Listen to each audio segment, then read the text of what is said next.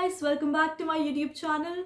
Well guys, in this video I'm going to highlight some of the very common mistakes that you are making while speaking or writing in English language.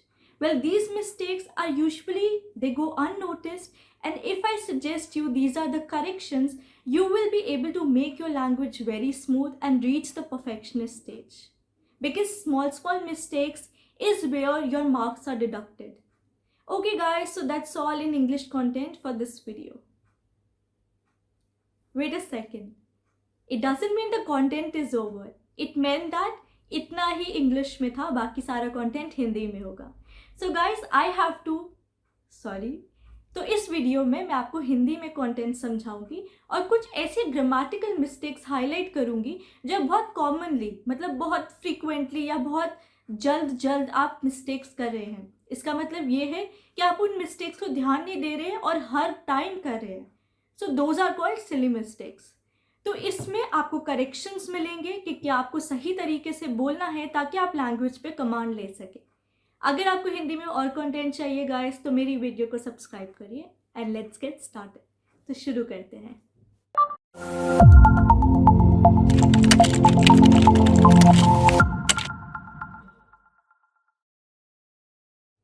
So पहला sentence है guys, he has been living in London for 3 years and is planning to move out. अब इसमें mistake क्या है? ऐसी mistake है कि आप फिगर आउट भी नहीं कर पा रहे होंगे, लेकिन वो मिस्टेक है. यहाँ मिस्टेक है फॉर और सिंस में. फॉर और सिंस का लॉजिक ये है कि हम फॉर यूज़ करते हैं जब किसी एक ड्यूरेशन ऑफ टाइम मतलब एक समय को हम एग्जैक्टली पॉइंट आउट कर रहे हो. जैसे he has been working for 2 hours. मतलब उसने काम स्टार्ट किया था 7 बजे और मान लो काम खत्म हुआ है 9 बजे, तो उसने 2 घंटे काम किया. तो जब हम एक ड्यूरेशन की बात कर रहे हैं विच इज़ 2 hours, हम कहेंगे फॉर. लेकिन जब हम कह रहे हैं एक एक्शन पास्ट में स्टार्ट हुआ था और अभी तक चलता आ रहा है, तो हम कहते हैं सिंस. जैसे कि इस स्टेटमेंट में क्या होना चाहिए था, he has been living in London since 3 years and is planning to move out. वो लंदन में 3 साल से मतलब 3 साल पहले वो लंदन गया था और आज तक वो लंदन में रह रहा है. फ्यूचर में वो प्लान करे कि वो मूव आउट करेगा, मतलब वहाँ से शिफ्ट हो जाएगा. सो ये लॉजिक है फॉर और सिंस का. बहुत ही कॉमन मिस्टेक है गाइस, बट अगर आपको लॉजिक पता होगा तो आप सही तरीके से इसे यूज़ कर पाएंगे. अब बढ़ते हैं दूसरे सेंटेंस की तरफ. He approach to the boss after the meeting. अब इसमें गलती क्या है? तो गलती ये है, अप्रोच एक ऐसा वर्ड है जिसमें एक्सेप्शन यूज़ होता है. टू, इनटू ये वर्ड्स अप्रोच के बाद यूज़ नहीं किए जाते हैं. तो करेक्ट स्टेटमेंट क्या होगा? He approached the boss directly after the meeting. तो अप्रोच एक ऐसा वर्ड है जिसके डायरेक्टली बाद ऑब्जेक्ट आता है. जैसे मैंने यहाँ पे कहा बॉस, वैसे ही हो सकता है he approach the department for some help. तो he approach to the department नहीं होगा. तो टू वर्ड को आपको ओमिट करना है और सीधा ऑब्जेक्ट को प्लेस करना है अप्रोच के बाद. तीसरा सेंटेंस है he has to visit his uncle on next week. On, right? अगर आप इसको करेक्टली देख पाए तो ऑन एक एक्स्ट्रा वर्ड है. करेक्ट स्टेटमेंट था he has to meet his uncle next week. Again exception यहाँ पे ये है, नेक्स्ट वीक जब हम कह रहे हैं या नेक्स्ट मॉर्निंग कह रहे हैं, नेक्स्ट के साथ कोई भी दिन जोड़ रहे हैं तो उसमें ऑन नहीं लगता है. ऑन तब लगता है जब हम किसी एक स्पेसिफिक दिन की बात कर रहे हैं. जैसे he has to meet his uncle on Tuesday, he has to meet his uncle on Sunday.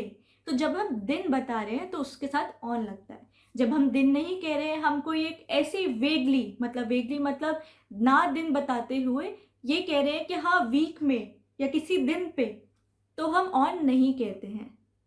ये लॉजिक था गाइस इस स्टेटमेंट के साथ. ठीक है, अगर आपको समझ आया गाइस प्लीज़ कमेंट करिए. जहाँ पे आपको समझ नहीं आ रहा है हम आपको आगे इलाबोरेट करेंगे और आगे समझाएंगे. सो लेट्स प्रोसीड. आगे बढ़ते हैं चौथे सेंटेंस की तरफ. अगर आपको घर जाना हो तो इंग्लिश में क्या कहते हैं? हम कहते हैं I am going to home. नहीं, यही गलती है. हम जनरली कहते हैं I am going to home क्योंकि हमें आदत है टू यूज़ करने की. लेकिन होम एक ऐसा एक्सेप्शनल वर्ड है जहाँ पे हम टू यूज़ नहीं करते हैं. तो डायरेक्ट स्टेटमेंट क्या होती है? आई एम गोइंग होम. याद रखिए होम के साथ यही लॉजिक है कि टू यूज़ नहीं होगा, तो किसी भी तरह आप कह लो लेकिन आपके होम के साथ टू नहीं आना चाहिए। चाहे आप कह लो I am going home next day, I am going home after 1 week, टू कभी भी नहीं आएगा होम के साथ, यही लॉजिक है। Simple logic guys, so let's proceed to the last statement.